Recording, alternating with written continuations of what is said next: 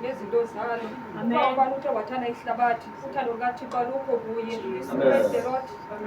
So ke thina ke kufuneka ke sihambe noThixo, sihlale kuye singanikezeli, sihlale sikhaphile. Funeka sihlale sikhaphele into zomhlaba. Ungamamela abantu apha phandle ukuthi bathini ngoku. Wona qhubekeka noThixo wakho. Uyayibona into okwenzela yona. Ngakho kulapha nje ugcinwe nguye ungenxa yakhe. Haleluya. Ndiphinde ndimthanda phaa kule ncwadi kaMateyu. Andazi chapter ngubani, 41, kodwa lithi ukuba niyandithanda igcineni imithetho yam. Amen. So nawe ke kufuneka wenze yonke into uThixo ayibhalayo apha.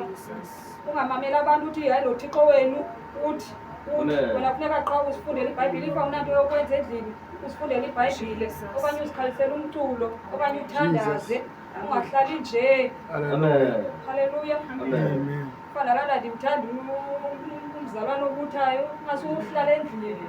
Uhlale uzenzele into yakho. Ungafuthi iindaba zabagxeki. Ngoba nawe uzoba sengxakini phaa kuthiwe nawe ubukhona. Ingase ukusukela namhlanje ke ukuhlala endlini, uhlale uzifundele iBhayibhile yakho. Awunanto yokwenza okanye uzikhalisele umculo, wenze loo nto uyenzayo. Amen. My God. Nawe ke bengazuthela kakhulu umama undithathela lizithi le intombi ezilishumi. Ndicela bazovula nalo. Hallelujah.